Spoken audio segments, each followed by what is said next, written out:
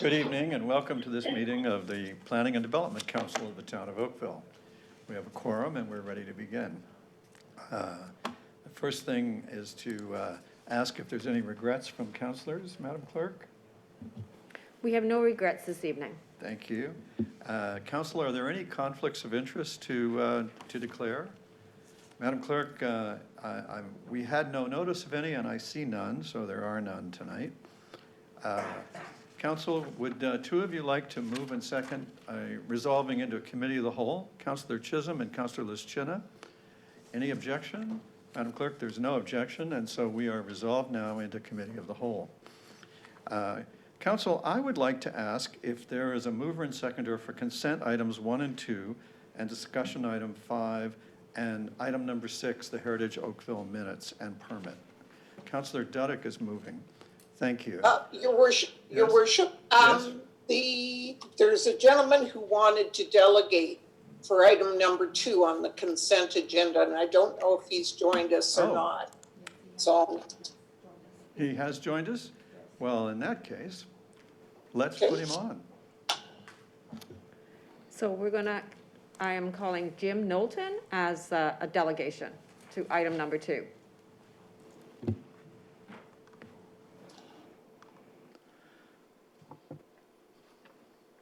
Mr. Knowlton, welcome. Council looks Thank you. forward to your information. Thank you very much. Shall I begin?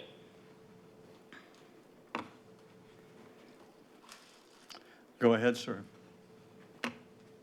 Greetings. This is new technology for me. Help me with getting my bearings. Can you all hear me? We hear you fine, and we're looking forward to hearing from you.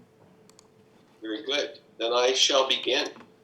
Thank you very much, Mr. Mayor and members of council and staff for this opportunity to speak with you today.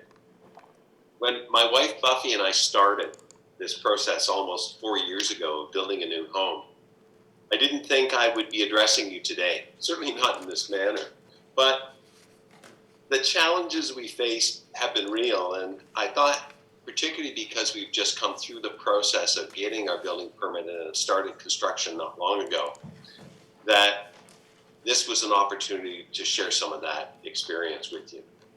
My aim is to show you some of what our experience has been like and offer some suggestions for positive ways to improve the town's process of improving development projects like ours. Given your responsibilities as town councilors, I know that you're familiar with the process of getting a building permit and have seen many people like me, like us, who have been working with the town to obtain one. I'm guessing that few of you have had the opportunity to experience the process firsthand from end to end as a client. It's the client view of the process that I would like to show you now. I'm hopeful that you'll be able to benefit from my experience and better serve the town's interests and the interests of others like my wife and I who chose to do this small residential development project. So that my story might be more than just a boring and unhappy complaint, I'm asking that the town reimburse my wife and I for development charges fees that we've already paid to the town.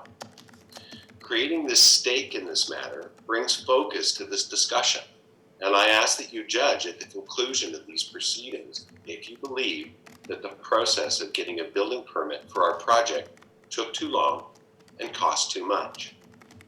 If you agree with me that it took too long and it cost too much, then I ask you to work with me at the conclusion of these proceedings to reduce our development charges accordingly. Let me explain who I am and the background that I bring to the discussion of this issue. I'm a teacher and I'm a performance consultant by profession.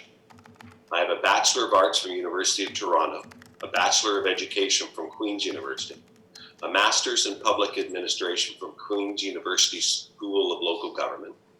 I have an AMCT designation from the Association of Municipal Clerks and Treasurers of Ontario, and I have a project management professional designation from the Project Management Institute in the United States. I taught in the Toronto School Board. I wrote policy for the region of Hamilton-Wentworth. I spent 10 years working at Canadian Pacific Rail, implementing IT systems, and I've worked 25 years consulting in human performance improvement at Benchmark Performance Inc. and Luminance Inc. Clients that I've worked for include many Fortune 100 companies that you would recognize, like Bank of Montreal, Harris Bank, Royal Bank, CIBC, HSBC, Ontario Hydro, Ontario Power Generation, both Canadian railroads, Rogers Communications, Suncor, Kraft, Unilever. I've worked with all three levels of government, most specifically Environment Canada, Correctional Services, both federally and provincially, Ministry of Education, District of Muskoka, many others. I spent most of the last 40 years working with clients to respond to changes in their environment. I've worked with them to design and implement new programs and to effectively manage their need to respond to those changes in their environment. I have a lot of experience and a lot of experience with this kind of thing in a lot of different organizations. And I bring all of it to viewing the process of what has happened with us during the period of time when we have been working to obtain a building permit for our project. As someone who's taught project management skills in most of the organizations that I've just mentioned, when I first met with John, our architect, I asked, regarding the process with the town, how long will it take probably, and how much will it cost? He said, I can't tell you that. I said, really? You've done this business in Oakville for 25 years and you can't tell me roughly how long it will take and how much it will cost? He said, no. The town makes it very difficult to plan project time and cost for this with any degree of accuracy. So we've just stopped trying to do it altogether. Now I want to stop here just for the moment. If I could, I would ask all of you, have you heard this before? And I would love to take just a moment and just ask with the people who are assembled here if this is completely new to you or if you have heard it before. And I'll pause for just a moment. There's about 4.5 minutes left in the time. And I'm not sure that everybody can hear you either. Councillor Chinna, are you complaining about not being able to hear? Madam Clerk, I stop couldn't the hear clock. you, Mr. Mayor. Can you hear me now? All right. Well, I hope everybody's heard me. Mr. Knowlton, I stopped the clock, and I'm not going to start it again for a few seconds, but I sense that you may not have been aware that you have a 10-minute guidance on your presentation here. I was aware, and I was actually keen to even use part of that 10 minutes for this purpose. It is challenging to simply do this as a presentation without getting any feedback, and I've wondered, particularly at this point before I go further, if in fact what I'm saying is completely new to people or if in fact it's commonly understood and accepted. We're very familiar with the way individual projects can surface unexpected events and conditions that will make it hard to forecast how long a process will take. And we had a report commissioned, which is before us, and I assume you have it as well, that lays out some of the exigencies that arose in your project, which includes COVID. So please feel welcome to continue. All right, thank you, Mr. Mayor. I appreciate that. That's the feedback's helpful to me. If I was to carry on, and I'll work on the basis of saying that this is something that people are familiar with, then I'll proceed and say that I've worked with John's staff around creating a process chart that details the timelines and the costs associated with getting a building permit for our project. These would be all the things that would be required, not related to construction, but to get ready for construction. So it's all the stuff that, in a sense, involves the town in getting approvals. We created the initial draft in 2018, and I've updated the document at regular intervals since that time as new information became available. The document that I provided to you through the town is the most recent version of that chart. What I'd like to do is review it with you now, and I hope you all have access to it. Am I correct in that assumption? Mr. Knowlton, you should get on with it. Fine. If you've had a chance to review that document, and I assume you have, Then you note that there are main sections, that there are higher level tasks, and there are 7 of them in total. There are individual tasks within each section, and there are timelines and costs that correspond to each. I don't know if you have seen similar tools to this before, but this is an aim to try and present or view the process of getting review and getting approval at the town for a building permit. And what it does is it tells us the total cost and the timelines for all the tasks.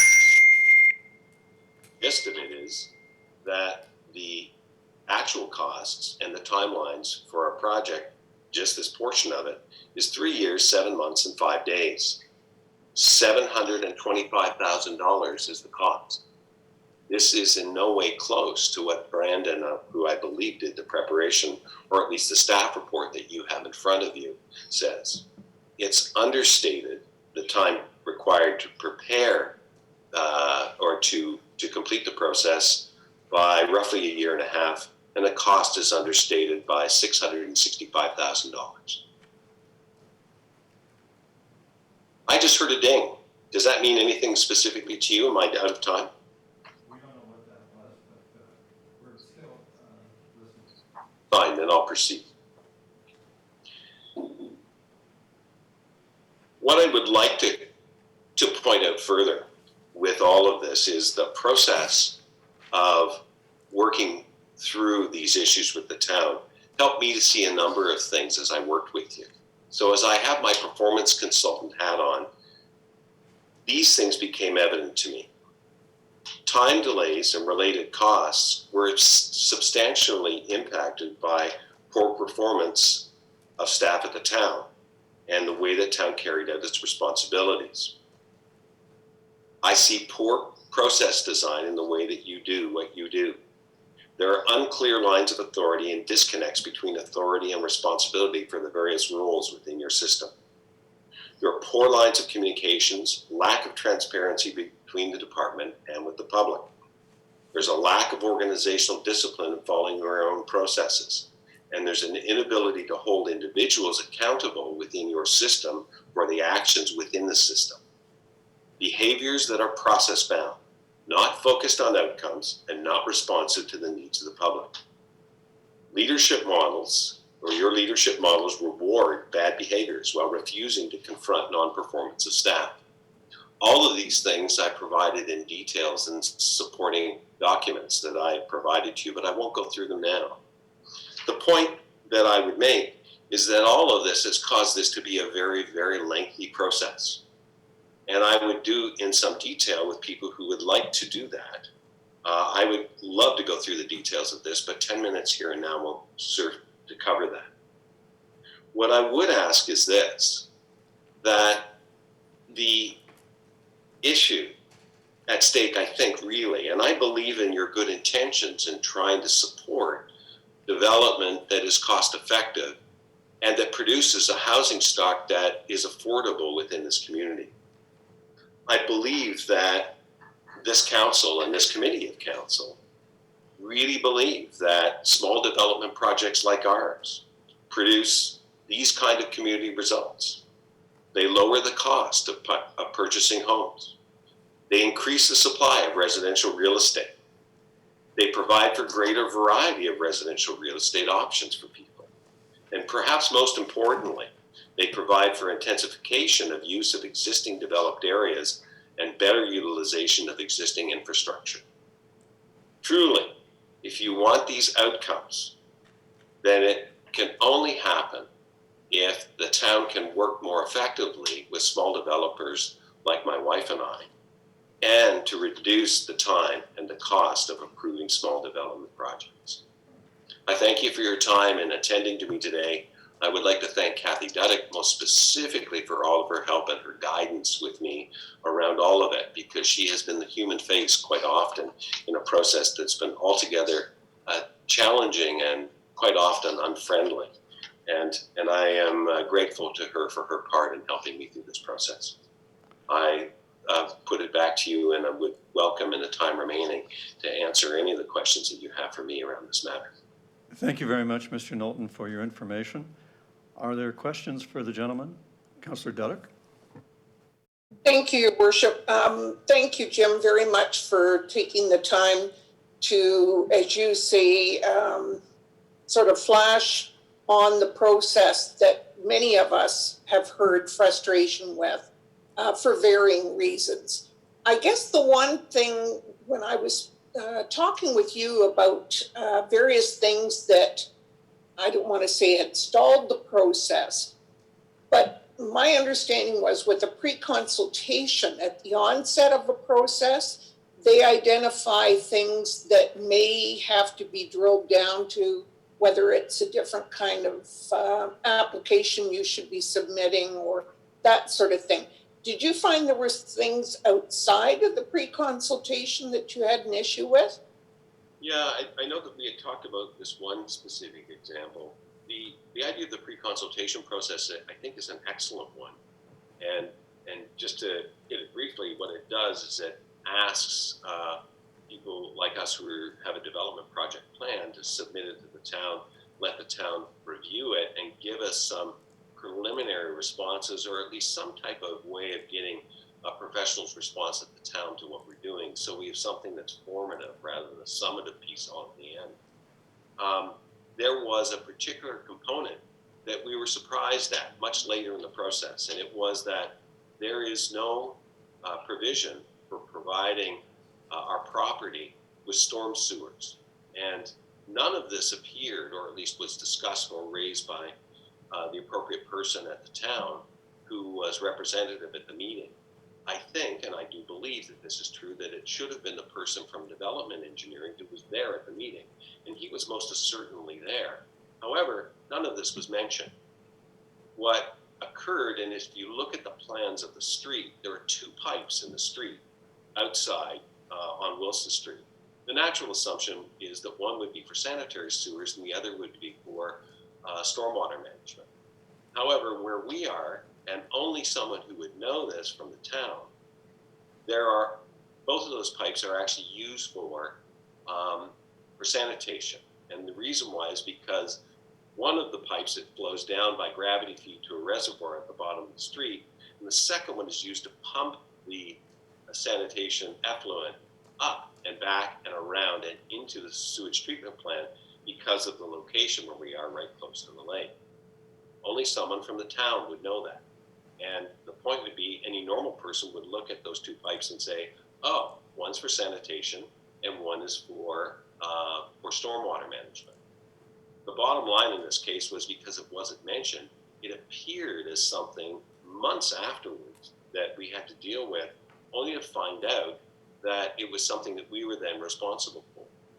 All of this with full knowledge that there is in fact stormwater management capability as close as 100 meters away on Lakeshore Road, but we don't have access to it. Think of it this way. It would be like finding out that in the place that you are looking for development, there is no ability to hook up to Oakville Hydro. Somehow you were to provide your own hydro, arrange to get your own generator, and you can't plug into the system. No one would look at that and think that was reasonable. And yet that is exactly what we are doing with regard to stormwater management on our property. We are left to develop our own way of dealing with stormwater runoff simply because there is no way to plug into the system. Thanks, Jim. Thinking about? That's exactly, I just wanted to sort of zero in on the pre-consultation. Your Worship, rather than go further, as I've explained to Mr. Knowlton previously, staff do not have the authority to waive development charges. That would be something that we would do at council. And I'd be more than happy to work with the CAO and the Director of Planning to discuss it further rather than taking up time of council this evening. Thank you, Councillor. Councillor Liz Chinna. Thank you, Your Worship. Thank you, Mr. Knowlton, for your presentation. I'm not understanding the discrepancy in the $600,000 difference. What did this report not account for? Well, it's hard for me to know because, firstly, the report actually does not state terms of reference at the outset. So I think that's a flaw in it from the outset. However, if I assume I understand what the terms of reference are that are not stated, I believe that, and again, I believe it was Brandon that prepared it, so let's talk about him. I believe what he did is he prepared a report on costs related to costs that were charged specifically to us by the town of Oakville. And I think, his estimates are correct, but that is nowhere close to the total cost, the actual cost for all of the work that's required in order to be able to, in fact, get our development application approved. All of the costs are detailed there. Now, I would point out that if you look more closely at what I provided you in terms of total cost, it also includes costs for things like we intend to sell, by the way, one of the units. So we're building one that we will live in, and then we'll sell the second one. And when we do that, we'll have to, or someone will pay things like land transfer tax. So there's an inclusion of the amount for land transfer tax based on what we presume the price would be when we sell it. So there are a number of assumptions and a number of things like that that are there that we have not yet paid, but that's all part of the calculation. You have to actually look at the detail to figure it out, but I would be quite happy to go through the detail with you. Does that answer your question? Thank you, Mr. Knowlton.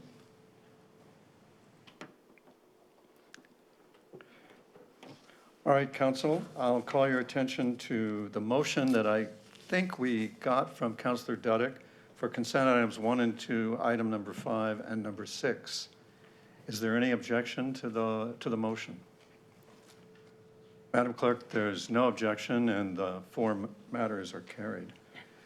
That brings us, Council, to our first public hearing item. And if there's anyone watching the live stream of this meeting on oakville.ca and you wish to speak to this item, please call 905-815-6095 and we'll connect you to the meeting. You'll be called upon to speak following the registered delegations. We have a registered delegation being Catherine McEwen and her team who are available for questions. And we'll wait to see what kind of members of the public may phone in while we entertain the presentation from Kate Cockburn, our planner. Kate, you are up. You have the Zoom, as they say. Hi, Mr. Mayor. Hi, members of council. Thank you very much. If our IT support would be able to put up the slides for this presentation, please.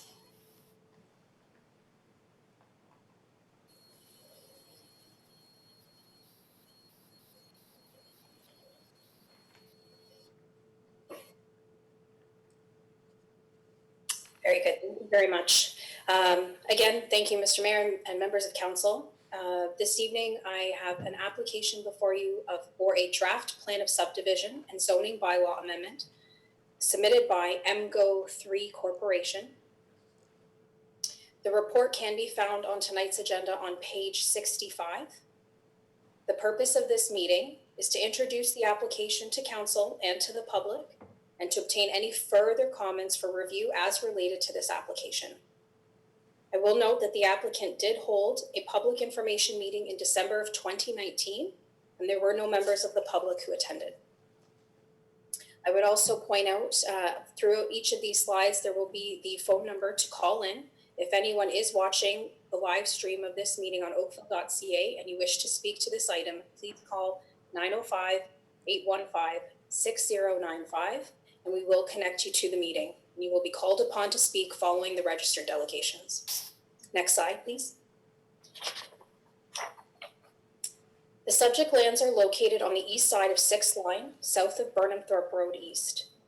The lands abut future residential uses to the east and to the south, natural heritage system to the west, and the lands to the north are currently undeveloped, but are designated for residential uses and a stormwater pond in accordance with the official plan.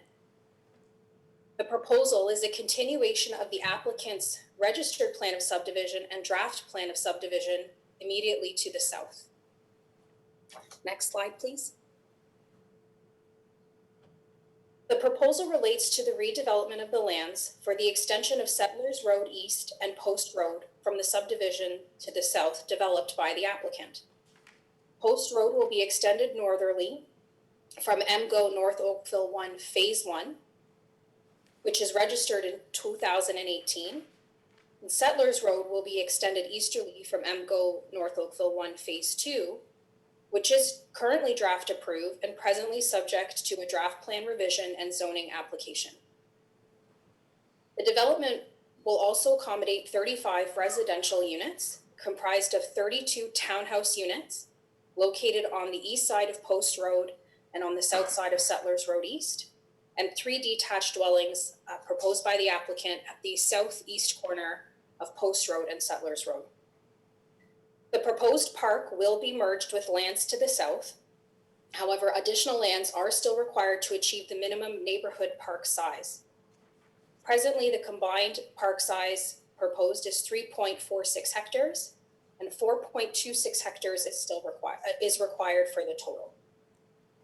The future elementary school site adjacent to the park is currently 2.2 hectares in size, but additional lands are to be accommodated to the north to provide for a school block size of 2.43 hectares to 2.89 hectares. On-street parking is currently being reviewed to maximize the number of parking spaces within the development. Each residential unit could accommodate up to 2 parking spaces, which includes 1 surface parking space in the driveway and 1 in the garage. However, until such time as the blocks for the park and elementary school are properly reconfigured to accommodate the minimum size, it is not yet known or not yet clear on how much street parking would be available at this time. So until we are able to firm up the block sizes, on-street parking could be better understood on what would be available on the north side of Settlers Road and on the west side of Post Road. I would also point out that the property has been approved for the 2020 Regional Servicing Allocation Program. Next slide, please. The subject lands are designated neighborhood area and identifies the future park and school within the North Oakville East Secondary Plan. The master plan illustrates a conceptual design from 2008 for the development of North Oakville East planning area. A deviation from the master plan has already been established with a modification to the road work to accommodate the natural heritage system to the southeast through the former Petcore subdivision. Other options can be reviewed provided the principles of the North Oakville plan are maintained, and staff will continue to review the development in relation to the master plan and associated road pattern. The lands have further identified as neighborhood park, elementary school site, and neighborhood center area. Along the south side of Settlers Road and on the east side of Post Road, as indicated, these will be accommodating neighborhood center land uses. There is also a neighborhood center activity node at the intersection of Post Road and Settlers Road East, which will require at least 1 corner of the activity node for non-residential uses, which does not include a school site, as the school is a separate designation with its own policies and principles. Next slide, please. The existing zoning on the subject lands is existing development, and the proposed zoning would be to follow what the applicant has proposed with the associated uses. That would be park, institutional with a modification, neighborhood center with modifications, and general urban with modifications. These modifications would be reflective of the zones currently used in the applicant subdivisions to the south. Next slide, please. These next 2 slides are to reflect the various matters identified by staff and are captured within the staff report. The review of the application will continue, and all comments heard tonight will be addressed in the future recommendation report. The applicant is to provide confirmation that it is a member in good standing with the North Oakville Developer Landowners Association and party to the cost sharing agreement, consistency with the provincial policy statement and conformity to the growth plan, conformity and coordination with the draft plan of subdivision with the North Oakville East Secondary Plan and Master Plan, The changes in configuration of the proposed Settlers Road and Post Road has impacted the location and the required neighborhood park and school block sizes. The applicant would be required to coordinate their proposal with the future development of the lands to the north, and they are currently in discussions. The design and functionality of the mixed-use blocks located at the neighborhood activity node requires at least one mixed-use or non-residential building. At present, the applicant has provided that their opinion is that the future school site would satisfy this requirement. Staff note that the school is designated separately from neighborhood activity node and has its own set of policies. The coordination of residential reserve blocks within the adjacent plan of subdivision and zoning. And finally, the environmental impact report and functional servicing study would need to be updated to address the West Morrison Creek plan area. Next slide, please. The recommendation before you this evening, Council, is to receive the report and accept any comments provided from the public for staff to consider at a future meeting. I'm happy to answer any additional questions. And on the following slide is, again, more information about calling into this meeting if there are any members of the public listening. Thank you. Thank you very much for the presentation. I was delighted to see that you, on the issues list, you caught the unique interpretation of our OP by the applicant. And I hope that in your discussions with them, you can help them learn to read better. Any members of council? Let's start with Councillor Sanju and then Councillor Adams. Thank you, Mayor Burton. I just have a couple of questions and maybe a comment. I wanted to understand whether there were any additional densification areas around this area and whether these smaller structures were going to be put in place prior to any other denser areas in that area. Through you, Mr. Mayor, if Councillor Sandu could clarify densification areas. So what I'm trying to say is, in a not very good planning talk, is there a denser structure or higher rise structure that is going to be in that area prior to or after these lower rise buildings will be there? Okay, through you, Mr. Mayor, I think I understand the question. At the moment, there is no plans for a mid-rise or other than a ground-oriented structure. So the anticipation is that we would see a townhouse type structure, specifically street townhouses within this particular area. And to reflect on the approvals to the east in the former Petgore subdivision, there is land there that it can accommodate a more denser form, a multi-story, like a 3 to 4 story built form, but that hasn't been submitted as of yet. And that would be further along Settlers Road. And the developments that are to the south are also the applicants as well. And based on their approved plans, draft and registered plans, there are no higher, denser forms of development. That said, there is the expectation that there would be one non-residential or mixed-use building at the intersection of Settlers Road and Post Road. The applicant would have to come forward with a concept that would meet those objectives, and that may mean a multi-story, a 2 or 3 story building on one of those corners. Thank you, Ms. Cochran, and thank you to staff for all of this information. It's been very, very helpful. To that effect, I think that it would be beneficial from a long-term perspective to ensure that the homeowners in this area have an understanding of what potentially could be at that node, whether it's in their purchase and sale agreement or whether we can put it in some type of conspicuous location at the sales office as we've done in the past. I think that would be beneficial. That gives us a little bit of an anchor point from a council perspective to be able to go back to the homeowners when they're potentially upset that something's coming up in their backyard and say, actually, you were given fair and welcome notice. So that's certainly helpful. And then is the applicant relying on any potential additions or changes to 6 lines in order to accommodate additional parking? Am I reading that correctly in the information? Through you, Mr. Mayor, this particular development would not be impacted by any of the urbanized improvements on 6th line. That would be their developments to the south. where 6 Line is being urbanized with some on-street parking potentially. The residents, the dwelling units that would be accommodated in this subdivision are more internal on Post Road and on Settlers Road. So any on-street parking would be accommodated on those roads specifically, just due to the location of the park and the school adjacent to 6 Line. So that would be I think my last comment with the park in the school there. We have faced an enormous amount of challenges with our local school here in Ward 7. It's specifically at Maui, and I think it's already kind of started at the new school as well, NE2. There was an understanding, I think, when planning was going down for the area that the parking available at the school would be a specified number of lawn spaces that would accommodate the growing community and continue to accommodate the school. That hasn't been the case.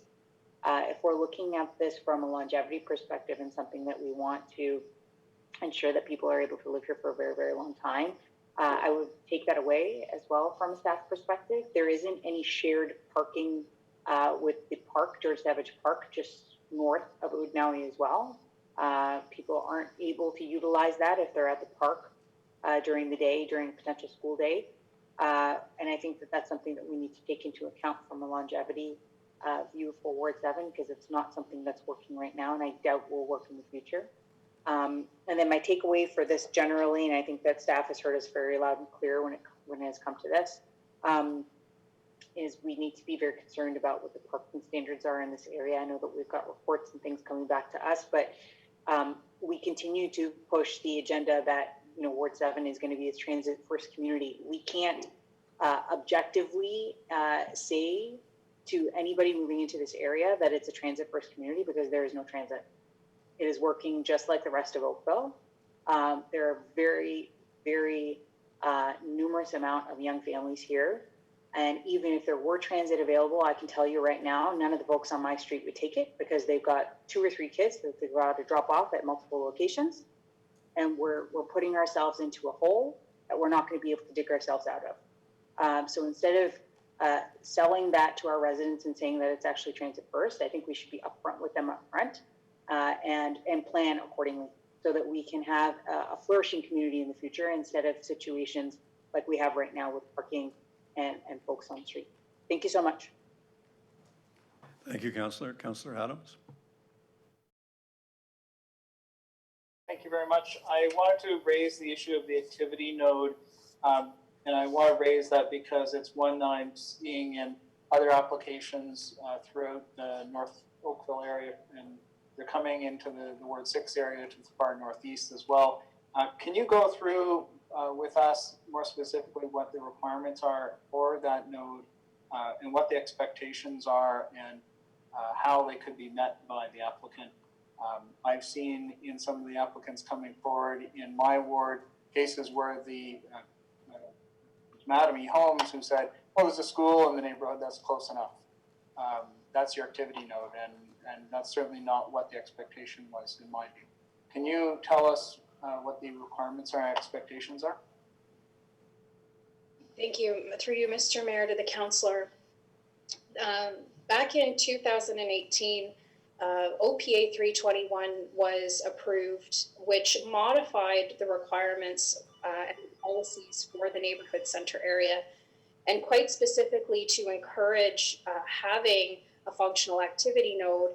It is now required that a mixed use building or non-residential building be accommodated within that intersections on at least one corner.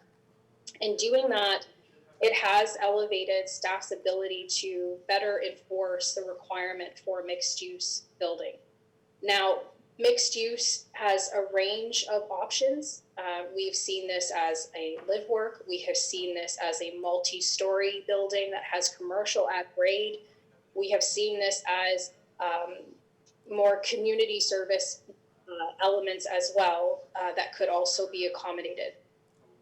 The applicant's suggestion that it could be a school and the diverse functions that a school can have is not sufficient. That have identified that in our report, that the applicant would need to provide an alternative element that is non-residential on one of the other three corners available in this development. Okay, thank you very much for that clarification, that information. I look forward to changes then coming forward in the design being put forward by the applicant. Councillor Elgar. And Councillor Palmer, when Councillor Elgar unmutes himself. I mean after. Councillor Elgar, you have the Hopefully Zoom. I'm there now. Just a question regarding the street width. What's the proposed street width at this point? The street width at the present time through you, Mr. Mayor, to the councillor, my apologies. The width at the moment in the draft plan has indicated 22 meters. I will defer to the applicant who is here to provide further details as to what would be accommodated within that 22 meter right of way.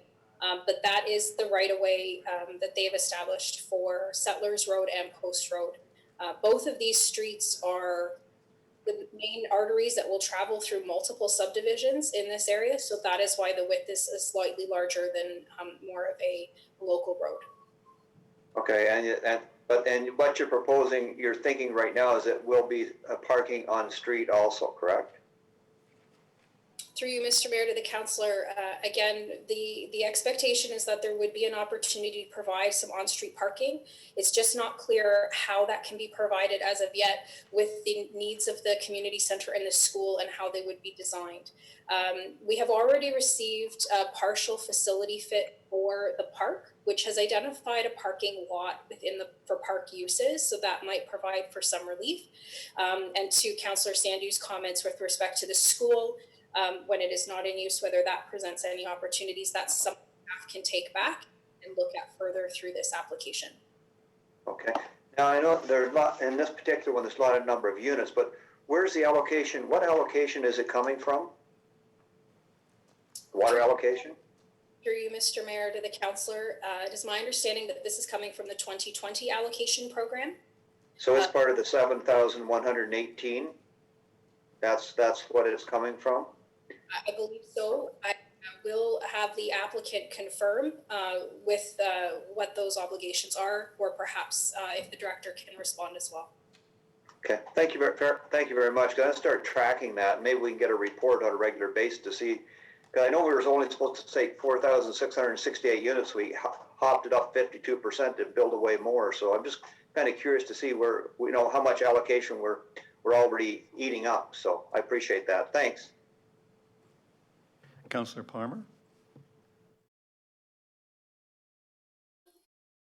Thank you, Your Worship. The question is, what school board owns that property for the school lands? Through you, Mr. Mayor, to the councillor, the school lands are marked for the Catholic board, separate board. However, we have received comments from both the public and Catholic board with respect to this application. Okay, and so is the school on any of the capital priority lists then for this year? Through you, Mr. Mayor, I'd have to go back and double check on where this particular lot lies, unless the director of planning or someone else in council today has an answer for you.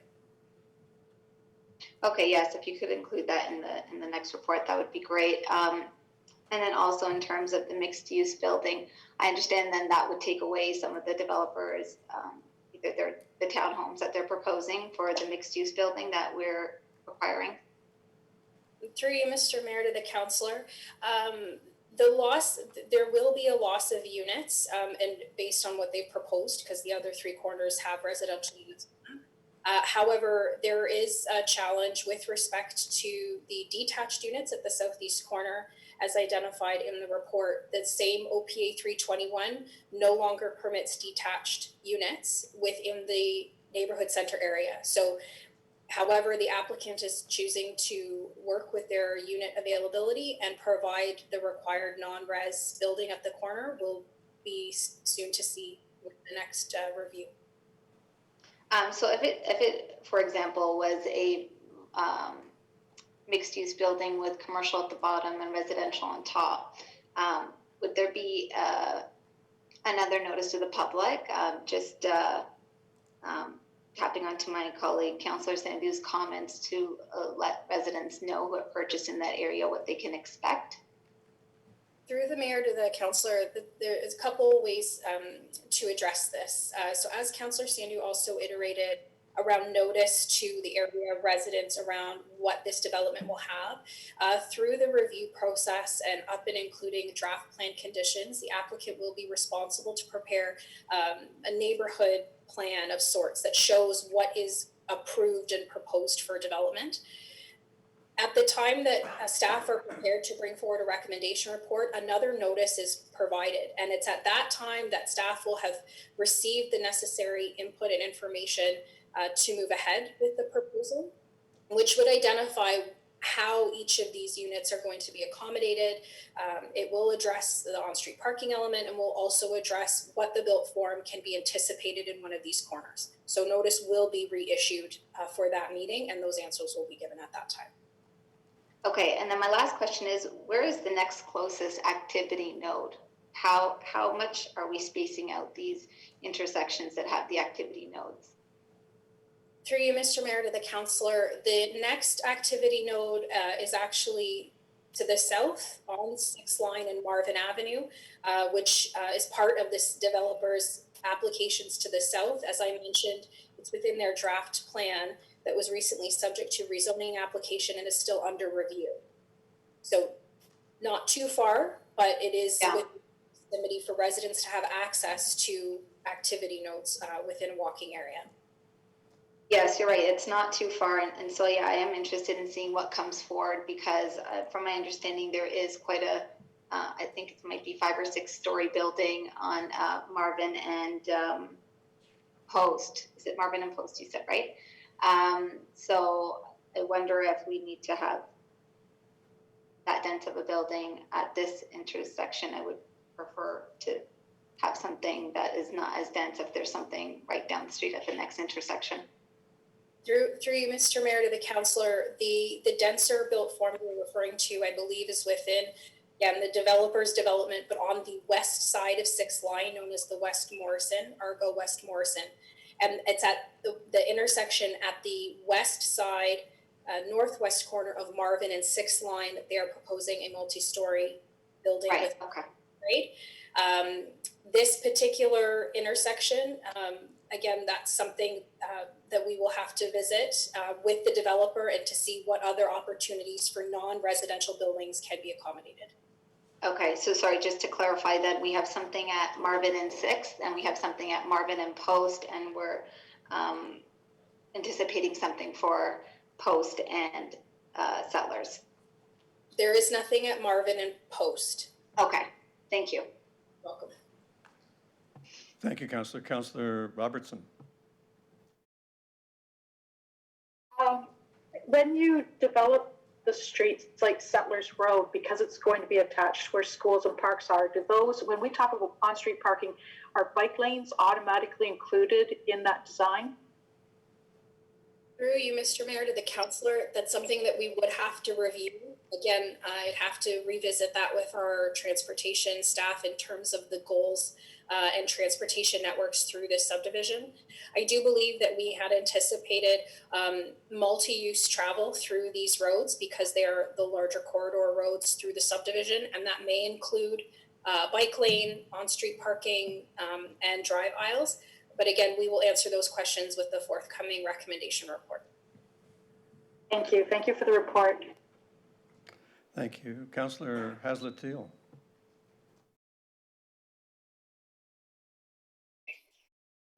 Thank you, Ms. Cockburn, for the report. Just further to that around schools, is there a requirement for a road widening to allow for, I'm going to call it a kiss and drop, given that while we would all love them to walk to school, in some of these newer areas, it's very difficult to walk to school given the network and the traffic and the construction. But are the schools required, or is the developer required to widen the road or give a road allowance for something like a kiss and drop? Through you, Mr. Mayor, to the councillor, this particular type of development is greenfield development. So anything that would be needed to accommodate it for the school site would be reviewed through this process. The school board is very much involved in the application and providing their feedback, as well as incorporating any draft plan conditions. Something like that typically would be provided and accommodated within the school's property as a driveway function, circular driveway function. And this is the reason that we need to ensure that the appropriate amount of land is accounted for through the development to ensure that the school is able to plan for all of its needed facilities. At the moment, the width of road of the 22 meters would not be looking to accommodate, let's say, a lay-by condition, because this is, we're doing this from scratch. We're not trying to infill or fit in the school and make space. But it is something that we will take back, and we will ensure that we have some response from the school board on a facility fit that they're working on for the site. Thank you very much. Thank you, everybody. Madam Clerk, are there any members of the public delegating on this tonight? The only delegation we have listed is the planning consultant, Catherine McEwen, if anyone member of council has questions of her. I'm not sure we do. All right, council, who would like to move receipt? Councillor Palmer, thank you. Any objection? Madam Clerk, there's no, oh, sorry. Mr. Simeone, it's time for you to list the additional, if any, conditions or other issues that you're exploring. Thank you, Mayor Burton. Through you to the council. Staff are to confirm what the allocation program this is coming from. Staff are to confirm where the school sits in terms of provincial funding, and its expected opening date. Staff are to confirm if bike lanes will be included in the final design of Settlers Way, and staff are to confirm if a, quote, kiss and drop, quote, will be accommodated on the school site. Thank you. I would just ask maybe on the bike lanes, you could broaden that to consider all the aspects of our active transportation master plan. And thank you for that. Any objection to the motion? Madam Clerk, there's no objection, and that is carried. Council, you're making great progress. I don't know where the whistle's coming from, but I hope it's not bothering you any more than it's bothering me. We can move now to the public meeting report at item number 4, and this is the, says just like the previous one, this is not a, it's as if I have an electronic lisp, I guess. If there's anyone watching the live stream of the meeting on oakville.ca and you wish to speak to the item,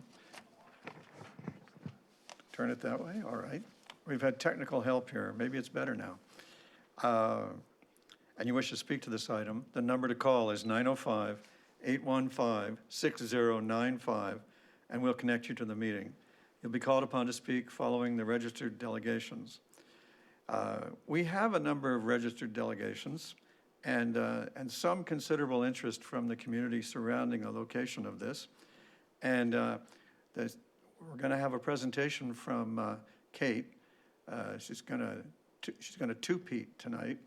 And Ms. Coburn, you have the Zoom again. Thank you, Mr. Mayor. Yes, it's the Kate Coburn show today. If our friends in IT would be able to pull up the presentation.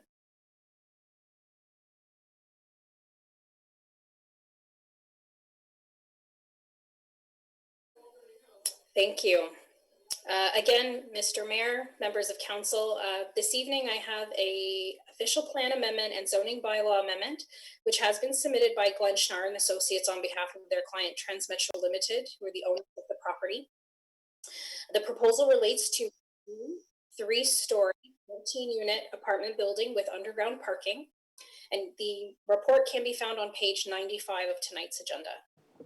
And again, the purpose of this meeting is to introduce the application to council and the public and to obtain any further comments for review as related to this application. And as the mayor has already highlighted, again, if there is anyone watching the live stream of this meeting on oakville.ca and you wish to speak to this item, please call 905-815-6095 and we will connect you to the meeting and you will be called upon to speak following the registered delegations. The next slide, please.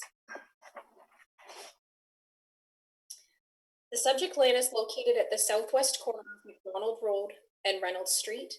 The property is directly across from the former Oakville Trafalgar Memorial Hospital to the east. It abuts detached residential uses to the south and to the west, and there are detached residential units to the north and northeast. Next slide, please. The site contains a vacant 3-story building previously used for medical offices. The use on the property is legal, non-conforming, with the underlying zoning permitting detached residential uses. The subject lands are also designated under Part 5 of the Ontario Heritage Act and are within the Trafalgar Road Heritage Conservation District. As a matter of clarity for tonight's meeting, the lands are located within the delineated built boundary of the growth plan, and as such, growth and development will be focused within the built boundary. This is a correction from the report. Next slide, please. The applicant is proposing a new 3-story, 14-unit apartment building with underground parking. If approved, the applicant intends to provide condominium tenure for the units at a future date. The applicant requires an official plan amendment to change the designation from low-density residential to medium-density residential to permit the 14-unit building at a density of 49.5 units per hectare. The applicant also requires the zoning bylaw amendment to change the zoning from RL5 with the 0 suffix to RM4 with special provisions that reflect the proposed building. Next slide, please. The livable subject lands in the livable Oakville plan are designated low-density residential, which permits detached, semi-detached, and duplex dwelling types at a maximum density of 29 units per hectare. The applicant proposes to change the designation to medium-density residential with a proposed density of 49.5 units per hectare. The medium-density residential designation permits apartment dwellings with a density of 30 to 50 units per hectare. Next slide, please. The existing zoning, despite the commercial use operating historically on the site, is RL5 with the 0 suffix, which permits detached residential units as of right. The application proposes to change the zoning from the RL5-0 to RM4 with modifications that permit the 3-story 14-unit building. The applicant's proposed modifications include reducing the interior side yard, which is the southern lot line, from 4.5 meters to 3 meters, and the front yard setback, which is from Reynolds Street, 6 meters to 5.5 meters. Staff will note that the RL5-0 zone would permit up to 5 detached dwelling units as of right at a density of 17.7 units per hectare. Next slide, please. Since the writing of the staff report, staff have received 26 comments from the public, 1 in support and 25 in objection. As highlighted by this slide, the public comments received have concerns regarding compatibility, tree protection, density, heritage, building orientation, height, privacy, massing and scale, traffic, neighborhood character, building coverage, and balconies. Staff have identified similar concerns and have highlighted them in the matters to be addressed. Next slide, please. This slide reflects the various matters identified by staff to date and are captured within the staff report. This includes consistency with the provincial policy statement and conformity with the growth plan, conformity to the Region of Halton official plan, which would include a holding provision to ensure that a record of site condition is obtained for the property as it transitions from a commercial use to a residential use. Conformity with the livable Oakville plan, including the policies regarding intensification and section 11.1.9. Compliance with the livable by design guidelines, parts A and C, which would include addressing matters such as scale, massing, privacy, and shadow impacts. Consistency with the Trafalgar Road Heritage Conservation District plan, including ensuring that new development respects and complements the prevailing character of the district and discouraging land uses which would be out of keeping or have had detrimental effects on the residential and open character of the district. providing the road widening and daylight triangle requirements, and preserving the treatment for boundary trees located along the interior southerly lot line of the property. In conclusion, staff have put forth the following recommendation for council's consideration, which would be to receive the staff report and hear any comments provided by the public at tonight's proceedings, and that staff will consider such comments as may be provided by council in a future report. Thank you, and I'm happy to answer any questions. And then the following slide, again, further information regarding delegations on this item. Thank you very much, Kate. Council, do you have questions? Councillor Hazlitt-Deal.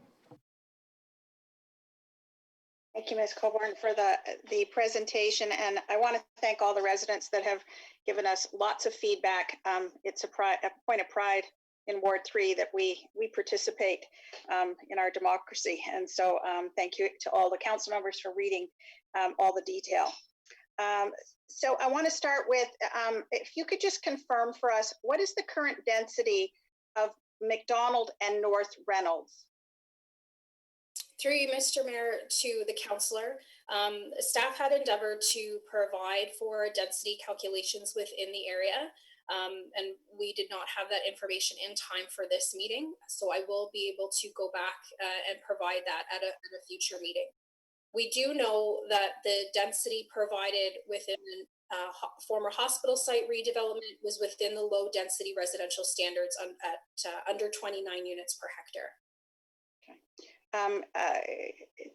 So that actually leads me to my next question is, so the McDonald's and Allen development, there was a great deal of consultation in the South Central land studies.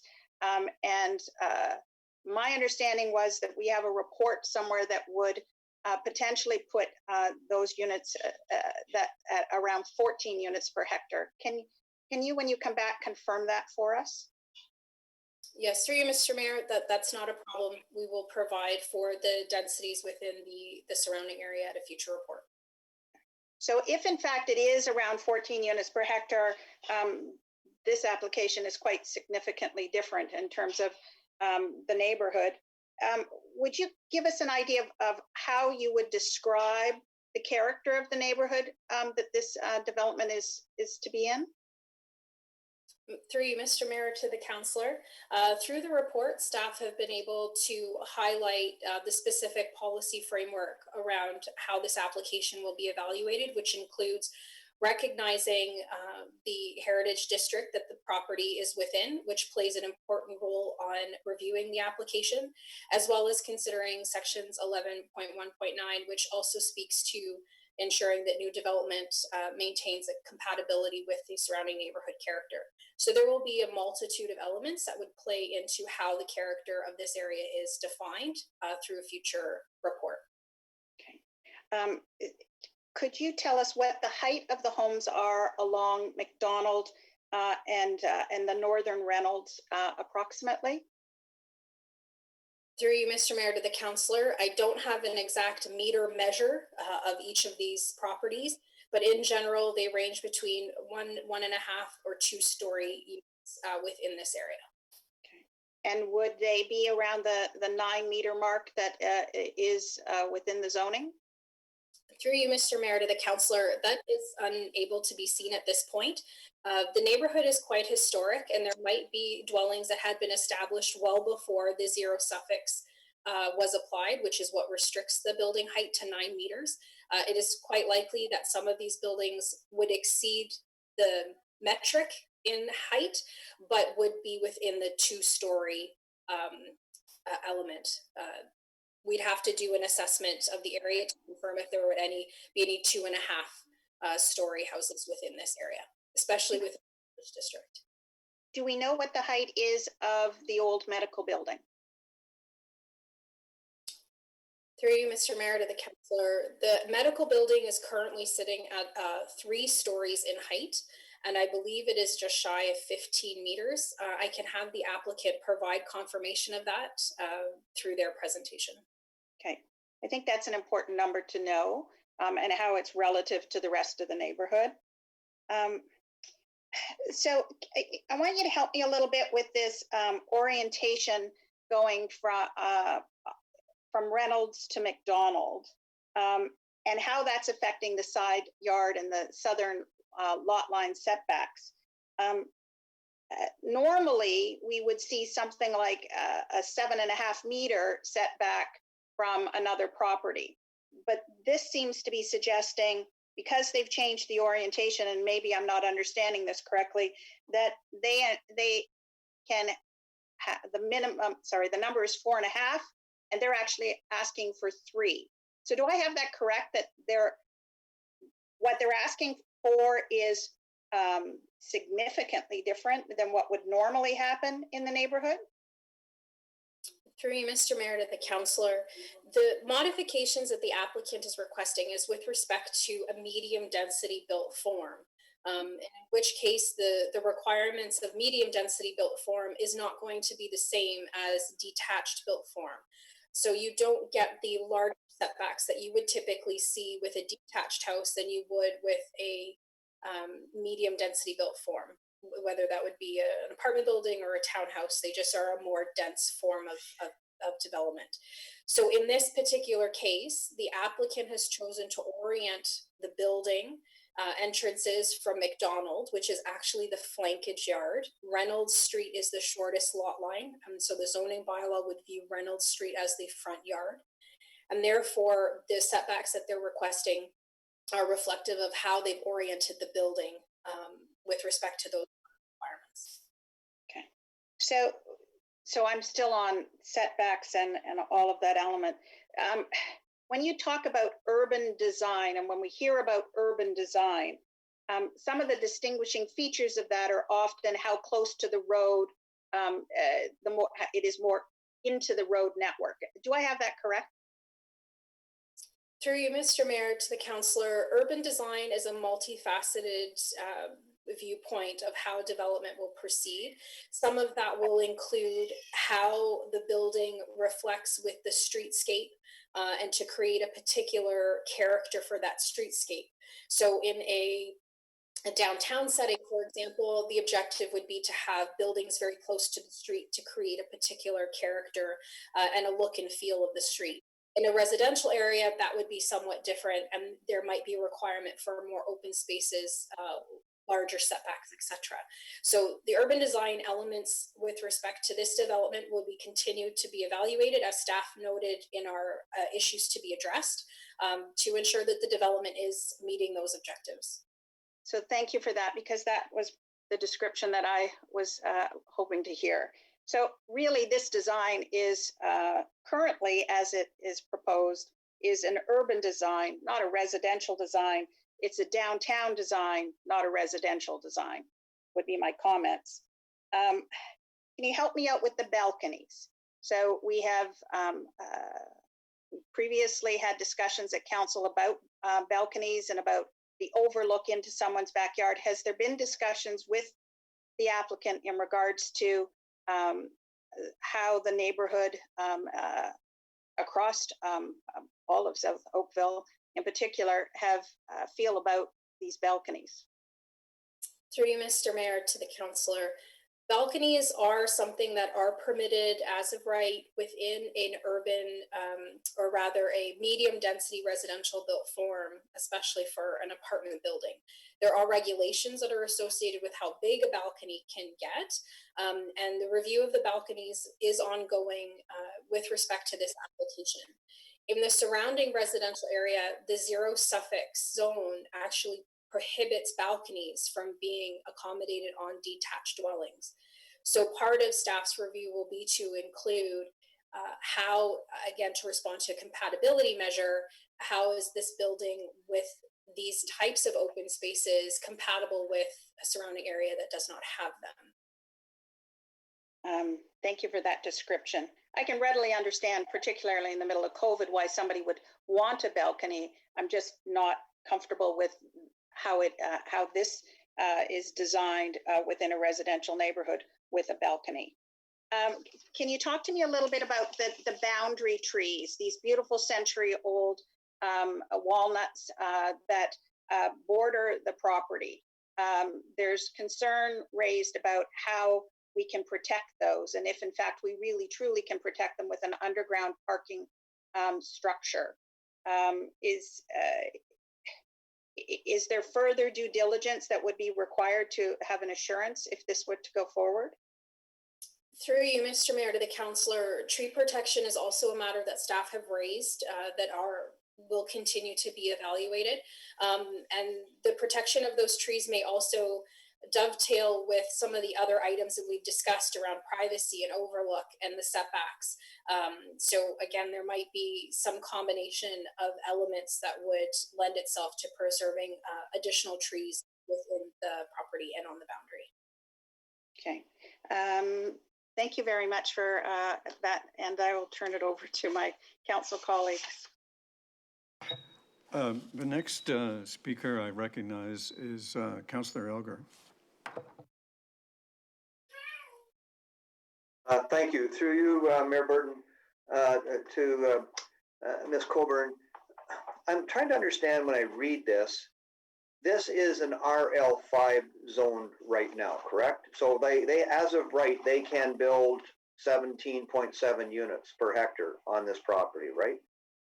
Through you, Mr. Mayor, to the councillor, the RL5 zone is the underlying zoning, you are correct, and it permits detached dwellings, and based on the area of the property and the frontage along McDonald, it gives them an opportunity to accommodate up to 5 detached dwellings on the site, which translates to a density on the property of 17.7 units per hectare.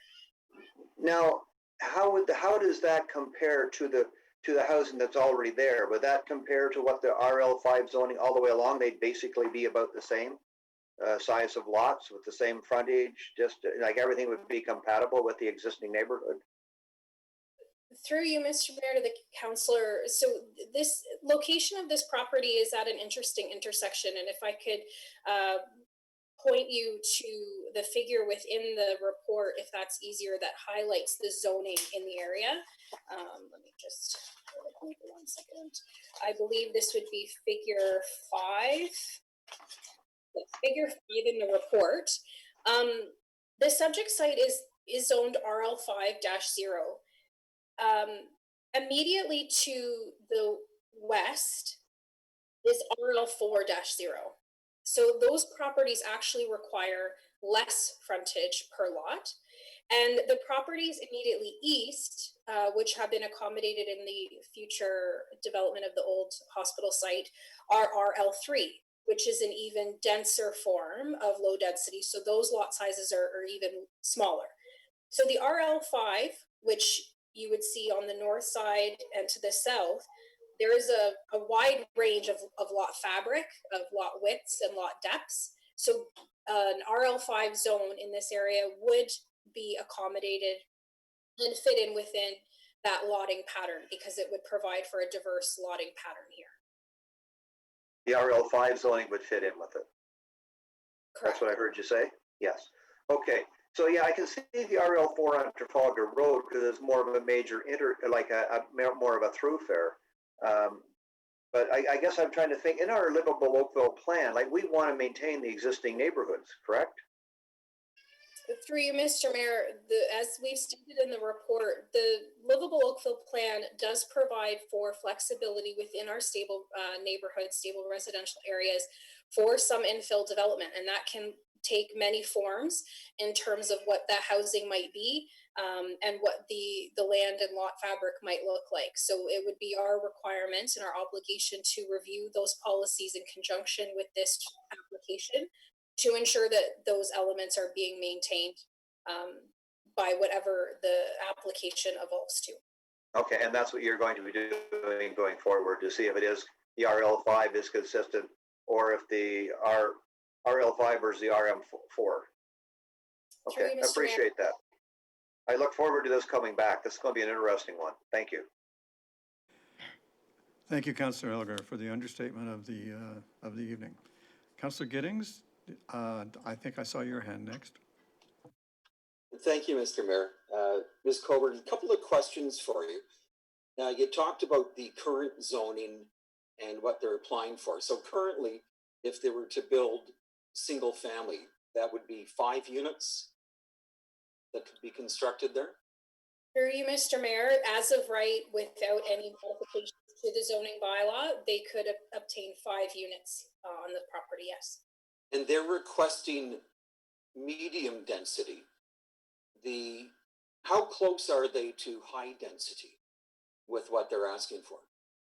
Through you, Mr. Mayor, to the councillor, the density they are proposing is 49.5 units per hectare. The limit on a medium density classification is 50 units per hectare.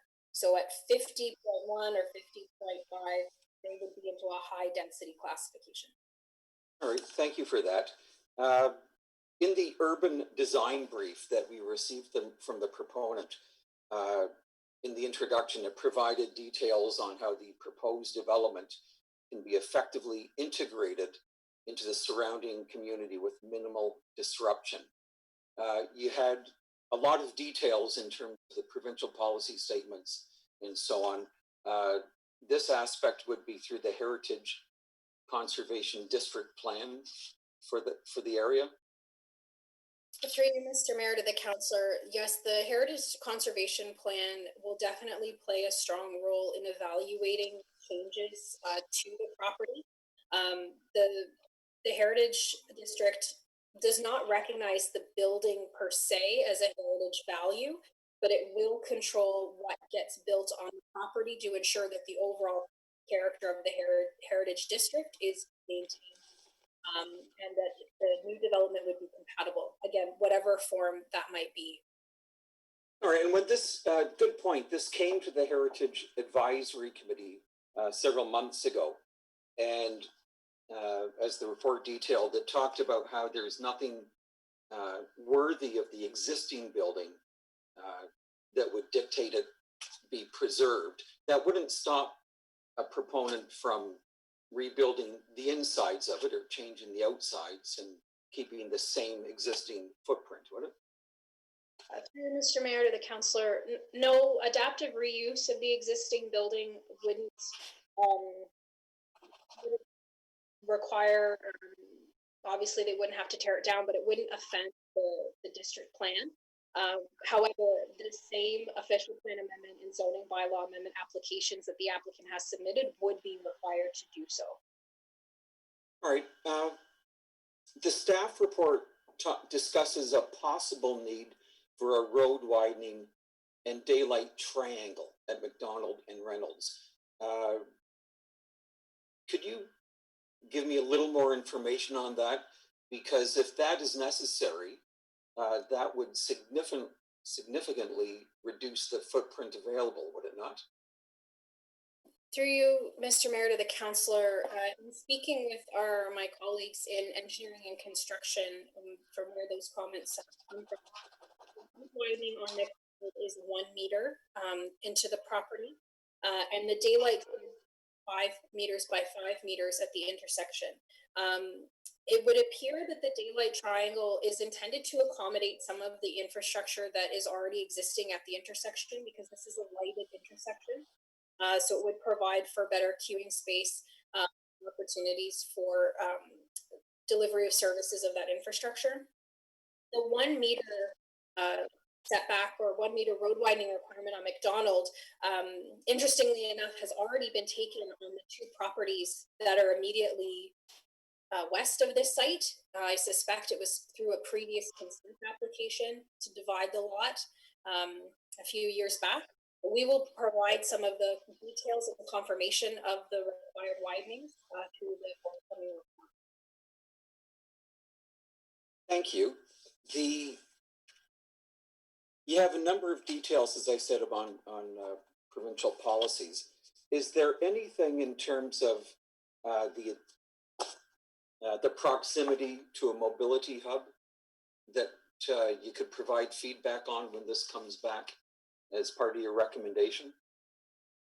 Through you, Mayor, to the councillor, yes, the property is within 800 meters of the Oakville GO station. And we could provide comments to those details at a forthcoming report as well. All right, and last question, it talks about 21 trees, a number being removed. yet there are plans to put in a wrought iron fence and grass and shrubs and so on. Just curious if you have any further information on the landscaping. Is the wrought iron fence and shrubs in lieu of trees, or just curious? Through you, Mr. Mayor, to the councillor, you would have to ask the applicant at his turn to address council. Again, staff have indicated already that tree preservation is a concern of ours. So our goal would be to ensure that any new development on the property would be in the best interest of preserving trees and supporting that existing neighborhood character. All right, and Councillor Hazlitt-Field talked about the setback on Reynolds being reduced to 3 meters. I see in the design direction from the proponent that the proposed side yard, which is the 3 meters, isn't anticipated to have any adverse impacts on the relationship of the building to the street. Could that cause an adverse effect to the resident to the south, though, that 3 meters? Through you, Mr. Mayor, to the councillor, that's something that we would have to look at more fulsomely through the next phase of the review of this application to understand the existing massing versus a proposed massing at that particular setback. We do recognize that the building is set a little closer to Reynolds Street today and does present an interesting mass. However, there is a larger setback from the southerly property line to the existing building than would otherwise be provided by the applicant's proposal. That building is much closer to that southerly property line. So that will form our review. I appreciate that. Could we also look at, Councillor Elgar was talking about the details on the RM4, and the proponent talks about the setback being consistent with the RM4 zoning, but the zoning on that would be a 9-meter height, and I believe the proposal's for 15. So if that could be included when you come back, I'd appreciate it. Thank you, Mr. Mayor.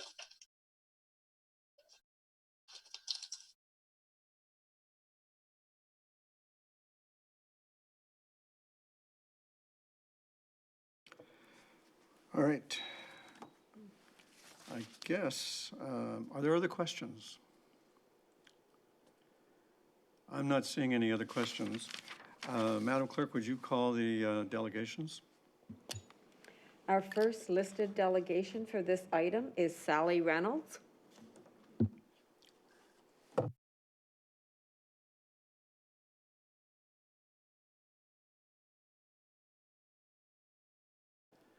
Ms. Reynolds, you're welcome, and we're looking forward to hearing your information.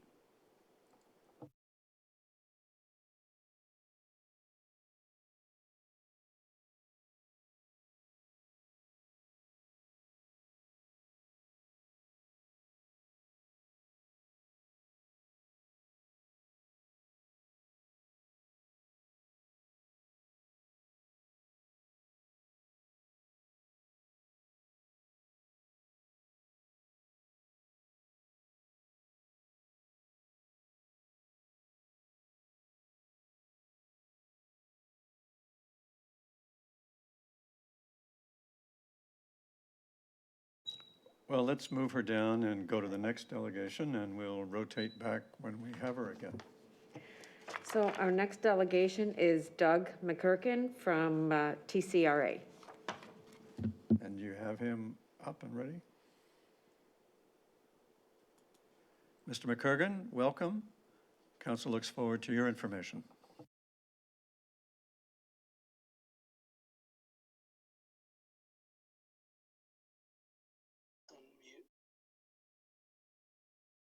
Can everyone hear me? We can hear you. Excellent.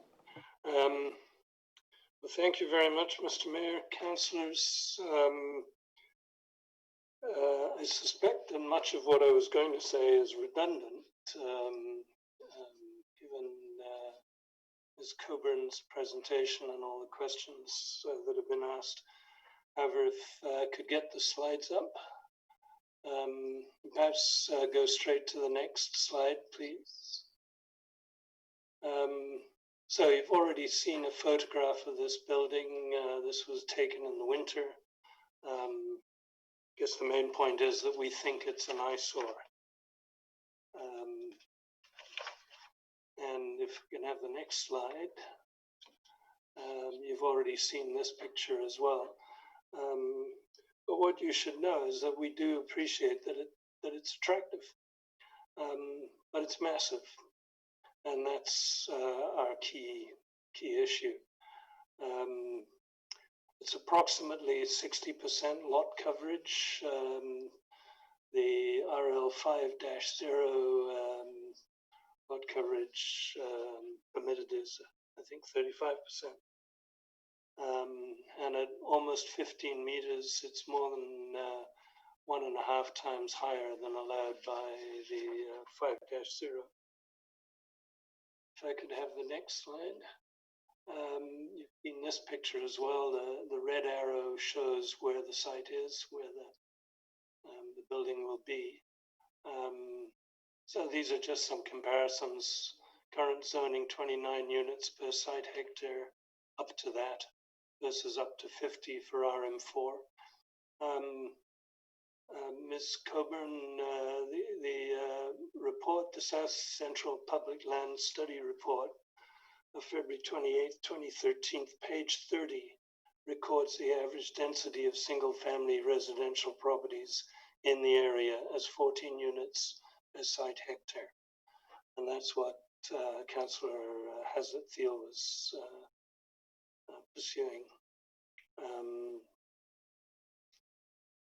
So the second 2 points I think I've already mentioned. If I can have the next slide. This just locates the Trafalgar Road Heritage Conservation Area or District.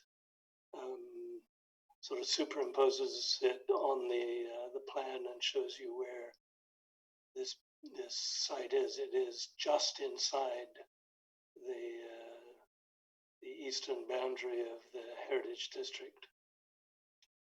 Could I have the next slide? I apologize for the complexity of this slide, but it's an important slide. I'll also apologize for the fact that the south elevation, which is the bit at the top you're looking at, is not on the same scale as the plan. And that was because we couldn't figure out how to cut and paste properly. Anyway, if I could say that the real problem that we have, apart from massing, is with the south setback and south elevation. And the yellow in the south elevation and the plan highlight the proposed balconies. So looking at the plan, the thing to note is that the edges of the balcony align with the edges of the 3 internal stairwells on the south side of the building.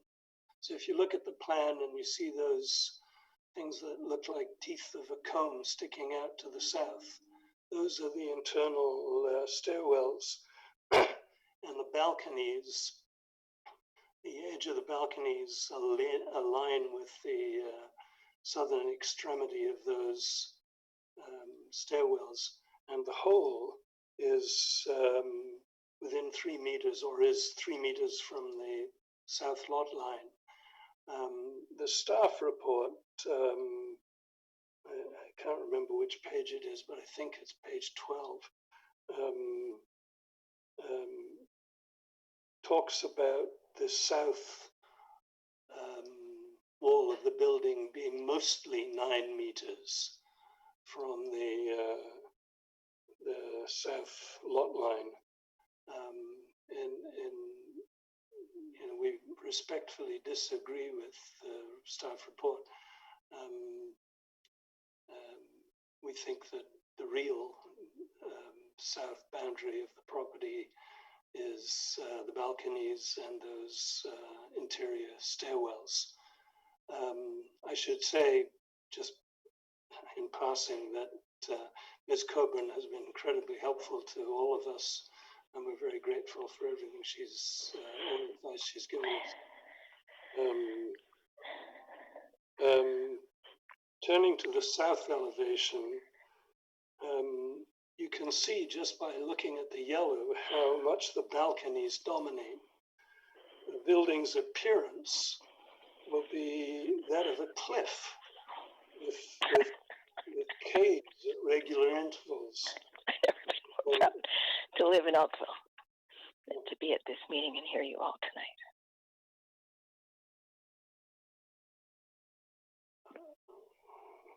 Okay, I'm carrying on. So the last point about that is that the backyard of Sally Reynolds' property, 350 Reynolds, will be a goldfish bowl. Can I have the next slide, please? So TCRA agrees with the owner's first point in his rationale for the amendments. The site, as it is, does not contribute to the cultural heritage value of the district. But we don't think that intensification, which we support, or the diverse built character form of the neighborhood justifies such a change of massing within the heritage district. So in conclusion, the next slide, please. We urge the council to defer a decision on the proposed amendments, and when you finally get to that point, and request revision to the design of the building, the proposed building, to address the problems we've noted, massing, south setback, and balconies. And thank you for your attention. Thank you very much, Mr. McCurgan. Let me ask if there's any councillors with questions for you. Thank you, Doug. Madam Clerk, would you please see if Ms. Reynolds is available? Yes, Ms. Reynolds, if you would like to unmute yourself and give your presentation. Welcome, Ms. Reynolds. Council's looking forward to hearing from you. Thank you very much, and I apologize to everyone for that technical glitch. Greetings, everybody. Mayor Burton, the Town of Oakville councilors, the Planning Department, TCRA, and any other residents that are on the call or at the meeting. I am really, really thrilled with the proceeds of this council meeting so far tonight, and I must just say my heart is pounding with gratitude for everyone's support and for Kate, your unbelievable, fantastic work, and especially for all the help you gave me in trying to navigate what is often a confusing subject for a lay person who doesn't know all the ins and outs of planning. So thank you all very much. Again, my name is Sally Reynolds, and by sheer coincidence, I live at 350 Reynolds Street. I'm addressing you tonight because I am vehemently opposed, naturally and obviously, to the Transmetro application right next door to me. I've lived in the house for 19 years and been a very proud owner of this heritage home. If this development is approved, it would ruin my whole property. The entire north side of my 200-foot property would be in shadow. 14 large balconies would overlook my yard. My privacy would be gone. And the century-old trees would likely be destroyed, if not immediately, over time. So my house is little. It's a 1.5-story, 18 feet in height, 1,100 square foot home built in the Gothic Revival vernacular style. The lot fronts Reynolds Street about 55 feet and goes back 200 feet and borders 349 Trafalgar, which is a heritage property right next to McLaughlin College. So my backyard is beautiful. It has huge trees that are give such an enormous canopy. It's got long lawns and gardens, and I look out on the beautiful red heritage carriage house of 349 Trafalgar. So sure, we had a lot of noise and activity with 358 Reynolds over the years and the hospital. But, at night and on weekends, it was always empty and quiet. And we utilized our backyard and had family gatherings and social events there. And it was wonderful. We bought the house because of its heritage and its location and its little charm, and because we wanted this expanse of a third of a acre lot, the beautiful tree canopy, southwest exposure, and the gorgeous views. So preserving all of these is certainly a key priority, and as many of you have already discussed, many elements of the proposed development would not preserve those. I was going to be much longer than 10 minutes and had to edit today, but now that I've heard everyone, I'm not going to repeat and be redundant, as Doug said, and thank you, Doug, for contributing tonight. We all know about the Trafalgar Road Conservation District and its importance to the community, and how the whole area is distinguished from the larger community through all kinds of historical associations with the growth and development of the boundaries of the original Oakville town site, all the early settlers, many of whom have streets named after them, like the Chisholms and Freestones, and etc. There's a huge range and diversity in the architectural heritage of the frame and brick residential developments. And it's a very mature residential landscaping community, which is well maintained and is very scenic and has private front yards with hedges and fences and planting beds. So it's a very significant area that we all know and recognize in the town of Oakville, and it satisfies the official plan requirements that respect that heritage conservation district designation. So the lot beside me that we're discussing tonight is currently zoned, as we've all just heard over and over again, residential low 5-0, which would permit up to 5 semi-detached homes.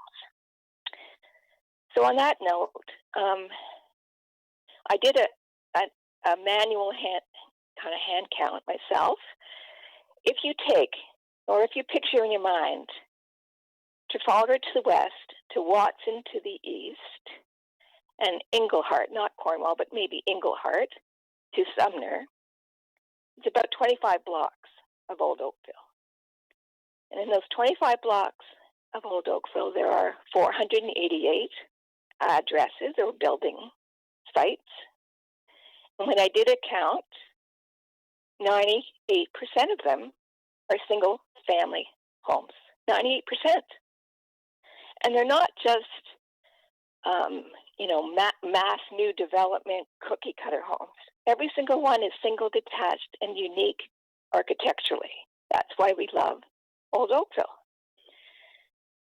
Given the official plan, and thanks, Kate, again, for your help with this, Part D 11.9, it's not compatible with the existing neighborhood, this development, in its scale, height, or massing. And it's not compatible with the setbacks, the orientation, or the separation of distances to my next door neighborhood. We've discussed the transition in height from gradation. The design does attempt to do that, but at 47 or 45 feet, I think I heard tonight, to my little house at 18 feet, a 30-foot gap. 30 feet in gradation is not, eliminated by a couple of pretty towers on the top of it. The lotting patterns we've all discussed in terms of the density. So really, just, to my specific issues, naturally, number one is my privacy. If I had, 14 balconies at 500 square feet, that's over 7,000 square feet of net new intrusion. And it also means the accompanying 14 balconies either full of people or barbecues or noise or parties or music or chatter. So the privacy would be completely obliterated, as it would for my next door neighbor too, with 2 young girls. The setbacks and all of those details we've discussed, quite a lot tonight. I won't really talk about that. Trees, okay, trees again we've kind of discussed, but Oakville cares so much about tree canopy. Oakville cares so much about nurturing and existing, and if a tree comes down, it's replaced right away. Our tree canopy is one of the most beautiful highlights of the whole town. And with 100-year-old trees having to be destroyed for the sake of a developer, I think would be an environmental crime. I really do. And I know there's a lot of sentiment from other neighbors around that. And I'm sure there's a lot of, agreement on that at council, and I'm hearing that tonight, so that's great. Of course, there would be way more traffic, and I think a new traffic study should happen, taking into account all the new development on McDonald Hospital lands and Allen and townhouses and the proposed condo up at Trafalgar and Cornwall. Lots and lots of activity happening. Noise is an issue. No one's talked about it, but I did think about this. Where are the recycling bins and where are the garbage bins? And how often are the big forklift beeping, backing up trucks going to come? And where are they? Lighting. How much lighting, not just ambient lighting from 14 residents' houses in their natural windows, but balcony, patio lighting, motion sensor lighting, the property itself lighting for its own security. That could well be a lot of light pollution facing my property. Air quality, I don't know much about that, but having an underground mechanical exhaust system shoot out right through my property line can't be good. It just has to compromise the air quality, and it can't be good for old trees either. I can't imagine. And lastly, this whole issue of creeping. If this development went through, I'm not on council and I'm just a resident, but I think, and many neighbors agree, that it would really set a very slippery precedent. We all know developers are allowed to purchase properties and they're allowed to apply for amendments and apply for rezoning. But, Oakville has a responsibility, I think, to really enforce its policies of having any new development to be within character of the neighborhood. And to address all the heritage objectives of the heritage plan.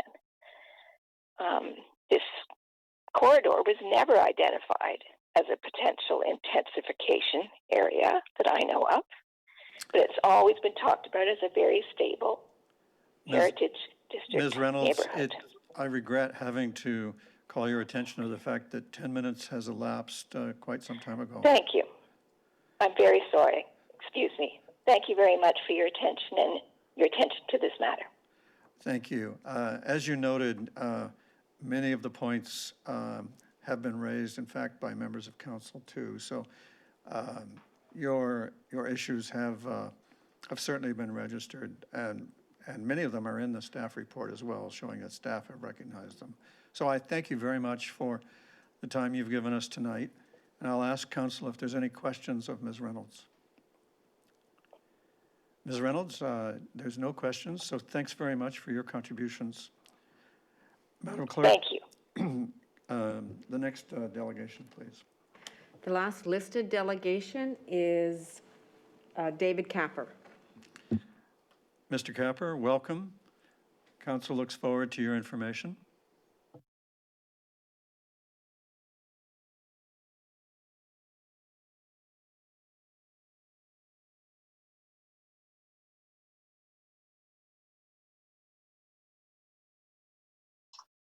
Sorry about that. Thank you, Your Worship. Can you hear me okay?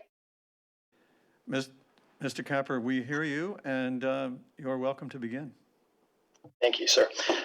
If I may ask for the IT department's assistance in uploading the presentation that we have provided. Thank you very much. Good evening, Your Worship, members of council. My name is David Capper. I'm planning consultant with Glenn Schnarr and Associates, and we are the planners on record for Trans Metro Limited for the subject property. I'm joined this evening by Bill Hicks of Hicks Design Studios, who is the project architect on this project. As well, we have Esteban Campion from Wilson Chung Consultants, who are the project traffic engineer. Our involvement this evening is part of an ongoing dialogue with the town and area residents regarding the proposed development application. We're here this evening as a resource for council and for area residents.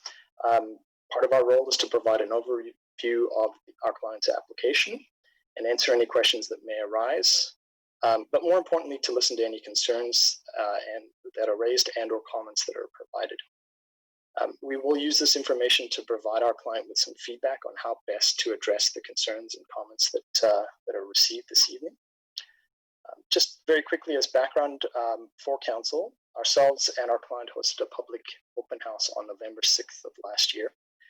The intent of that meeting was to provide information about the proposed development and gather feedback. We were joined by the ward councillors as well as about 30 area residents. And during that meeting, we provided a detailed explanation of the proposed development, the planning process that we anticipated, as well as a summary of the future planning and public process. In terms of the concerns we heard that evening, we specifically heard concerns about traffic and cars exiting the parking ramp onto McDonald Road. We heard concerns about density as well as the mass of the building, shadowing, and potential light pollution. And these were all raised by residents not only immediately abutting the property, but surrounding as well. So with that feedback and the feedback we're going to receive this evening, we are going to discuss it with our client, and hopefully we'll be able to come back with council with at the very least some answers to some of those questions, but ideally some solutions to some of the problems and concerns that are raised.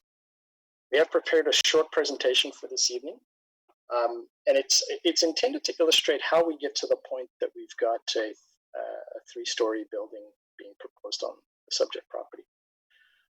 As is noted by all of the presentations this evening, the subject property is located within the Trafalgar Road Heritage Conservation District.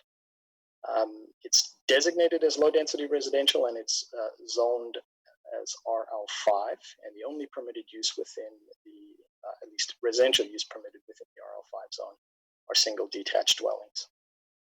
In terms of the OP designation, the maximum density that could be permitted under the existing existing official plan is roughly 8 units. And then as Kate has mentioned, with respect to the RL5 zone, the maximum you could reasonably develop the property with is 5 single detached dwellings. In terms of the lands surrounding the subject property, there's no argument that they're predominantly single detached dwellings from a residential perspective, but they are varied as well. And I think it's an important distinction to make for those that are participating in this process. If I could ask for the next slide, please. So this is the existing air front of the existing neighborhood, and what we've highlighted in the dashed yellow line is the subject property. We've also identified those existing high density sites, medium density sites, and then the proposed low density sites that are part of the hospital lands area, as well as the existing and proposed institutional areas and uses. So although it's fair to say that the property is predominantly surrounded by single detached dwellings in a low density residential format, we also need to point out that there are these existing medium and high density properties that exist within the community and make up part of that community character that is being spoken of this evening. Next slide, please. So this is one of those high density sites, and this is at the corner of northwest corner of Lawson and Reynolds. Next slide, please. And just across the street, you'll notice the new institutional community center, the town of Oakville. Next slide. And again, another example of an existing high density designated 3.5-story building that is immediately adjacent to a residential low density single detached dwelling. If I could ask for our friends in IT to just cycle through the next 3 slides. I'm just going to point out other examples of high density designations, buildings that are designated for high density uses within not only the Trafalgar Heritage District, but adjacent to the site as well. This is again on the west side of Reynolds. This is actually on the east side of Reynolds, so it's outside of the Heritage Conservation District.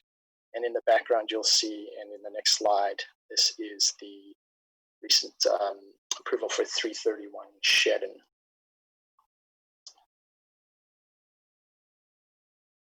And finally, if I could just ask a pause here, this is also an important part of the context of the subject property.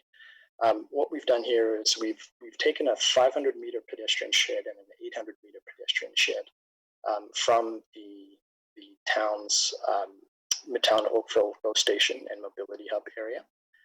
What you'll see is the subject property is immediately outside of the 500-meter pedestrian shed, but certainly within the 800-meter pedestrian shed.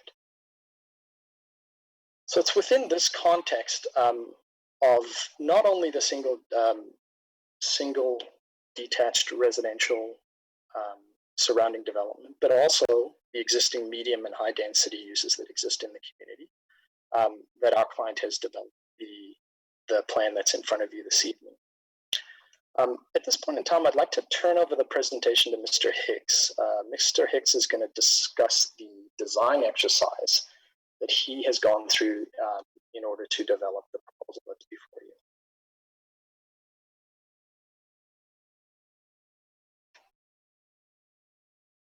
And I'm hopeful that it would have gone a lot more. There you go. Thank you, sir. And can everyone hear me? Mr. Hicks, we can hear you well. Okay, perfect. Thank you. In the limited time, Madam Clerk, would you stop the clock? In the limited time that you have left, I would suggest to you, Mr. Capper and Mr. Hicks, that you should address planning issues at this time, because the point of this meeting is to accumulate the planning issues that the staff will be basing their recommendation on. That's free advice. You're entitled to ignore it. But with that, I'll ask you to resume. Go ahead, Mr. Hicks. Madam Clerk, wait to resume on the clock. Mr. Hicks, Thank you. Thank you, Mr. Mayor and members. I am, in the interest of time, I'm not going to go through some of the details. We've heard a number of different things, but to summarize some of them, and then I'll talk a little bit about what I think we can do to meet some of the concerns of the residents. Certainly, it's a very unique site. When we looked at it from an urban design, if we can put the next slide up on the site there, when we looked at it from an urban design perspective and from simply a design perspective, there's a number of things we wanted to try and do, and that was to break down the facade into a number of different elements to articulate that facade with different materials, etc. If you go to the next slide, which shows the rendering. So we tried to break it down into 2-story with the 3rd story built into the roof. The existing building is just under 15 meters. This building is similar in height to that building when you measure it to the midpoints of roofs, etc. But a number of things we've tried to create, multiple front doors, etc., etc. So I'm not going to go through all of those details because I think what we did here, and I was pleased to hear that the Residents Association actually thought it was an attractive building, but obviously it's too dense and too massive for them. So I think some of the main issues that I've heard being talked about are certainly the privacy issue, the tree preservation issue. We do have an arborist on our team that will be addressing that, and we recognize that as we go through this process, there will ultimately be some changes that we are proposing to make to the building, and we're here to listen, and this is the second opportunity we've had to hear from the public. So I think we can deal with some of the privacy concerns. The 6 that are on the main floor in terms of balconies are really no different than what one finds in a regular backyard protected by a screen fence. Third floor, there's some opportunities to change how those balconies overlook so they don't necessarily look to the south. So we're probably talking more about the balconies on the middle 6 units, 2 of which are more directly related to Miss Reynolds' house, and 4 of which look into the backyard. So it's been identified as a concern, and we're definitely going to look at that and listen to it. We think that we'll be able to show that there's not really an overshadowing issue. We're certainly sitting to the north of it. Boundary trees are important to us. The new landscaping will be robust. There was concerns expressed about the back or the rear yard setback of 3 meters. Most of the building is at 9 meters. It's the stairwells that are at 3, and the terraces are at 3 as well. There's some opportunities in that case to reduce that. Part of it relates to the underground parking, which was an important aspect of trying to take all that parking and hide it so that we didn't have issues with the garbage pickup and things like that, all of which are hidden. So they're not going to see it in the communities to the south. So I think I've appreciated the comments that I've heard from the neighbors. We know that we're still in a case of, or a situation where we're going to respond to that. We have been to Heritage. We've heard some positive comments and some concerned comments from them as well. We think that the building can continue to be developed in an architectural manner to make it even stronger. Obviously, we have to talk more about the massing and density, but as an architect, I believe that it is an appropriate development on the site, and I know we'll have disagreement from the residents in that matter, but we think it can be done sensitively, and if we can deal with the overview and the balconies and the trees, we think that we have a development that is quite attractive and an appropriate development for the site. So I may let David address any other planning issues, but I do appreciate everyone coming forward, and I appreciate the first meetings that we've had and hearing from the ward councilors, et cetera. But we think there's many opportunities to improve it, and that's why we're here to listen. So. Thank you, Mr. Hicks. I know that your card rate is probably greater than David's, so council appreciates the time that you gave the meeting. Council, are there questions for the applicant, or the applicant's representatives, I should say? Well, thank you very much, Bill and Dave. Are there any wrap-up remarks you want to make, Mr. Capper? Through you, Your Worship, just one minor point with respect to the road widenings that were mentioned. The site plan that's been submitted to the town does account for those road widenings. So they can be accommodated without impact to the location of the building. The net effect of that would be reduced setbacks for the building from the property line, because the property line is moved closer into the property. But other than that, I'm happy to answer any questions. Well, thank you very much for that. I still don't see any questions, so I thank you very much for your contributions to our meeting. Thank you. Madam Clerk, are there any other delegations? All right, Council. I think at this point I'll turn to the Planning Director and see if he caught any new issues that Kate hadn't already listed in her report. Mr. Simeoni. Thank you, Your Worship. To the members of council, I think some of them may have been caught in the report, but I wanted to make sure I captured them all. So staff are to prepare a density analysis of the immediate neighborhood. Staff are to confirm the density in the town's South Central Public Land Study. Staff are to confirm the heights of the homes in the immediate area, and this also includes the number of stories. Staff are to confirm the height of the existing medical building. Staff are to consider compatibility with the balconies and resultant overlook issues with the abutting residential neighborhood. Staff are to provide details with respect to the daylight triangle that is required. Staff are to provide details with respect to the mobility hub, being the Oakville GO station. Staff are to consider the impacts as a result of the reduced setback proposed to the southerly property line, and staff are to report back on the impact of the proposed 15-meter height versus the 9-meter height. That sounds pretty comprehensive to me. Any member of council see anything missing or hear anything missing? All right. Which of you Ward 3 people would like to move this? Don't be shy. Councillor Giddings, thank you very much. Is there any objection to the motion? Madam Clerk, there's no objection, and that carries.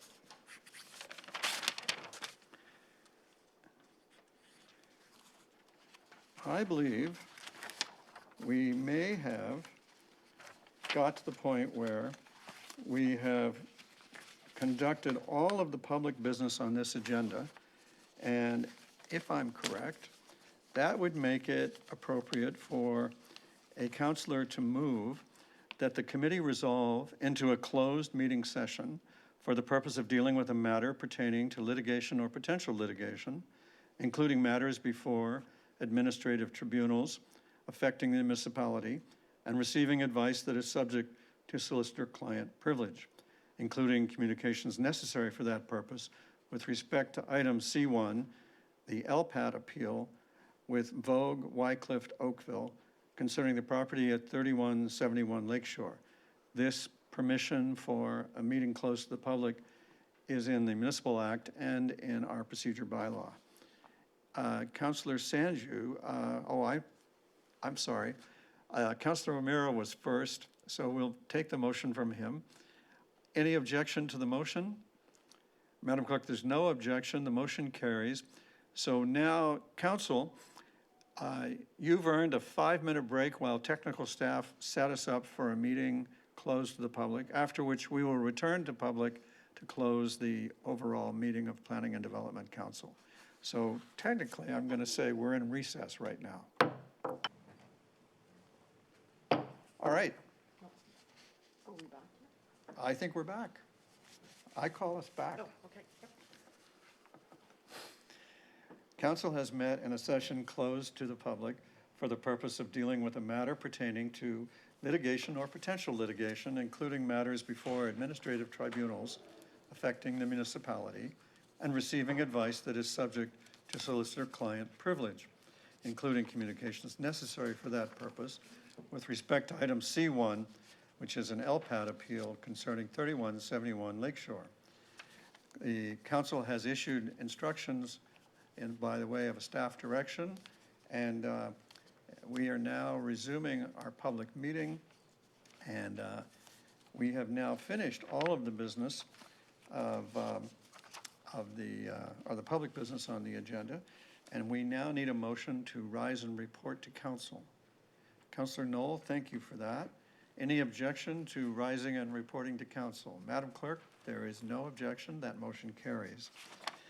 I rise and report the Committee of the Whole has met and made recommendations on consent items 1 and 2, public hearing items 3 and 4, discussion item 5, confidential discussion item C1, and advisory committee minutes item 6, as noted by the clerk.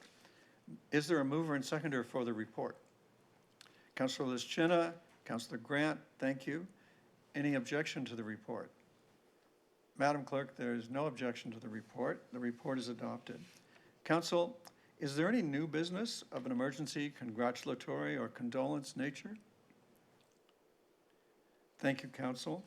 Is there a mover and seconder for consideration and reading of the bylaws? Councillor Longo and Councillor Elger. Thank you. Any objection to the bylaws as listed in the agenda? Madam Clerk, there is no objection. The bylaws are adopted.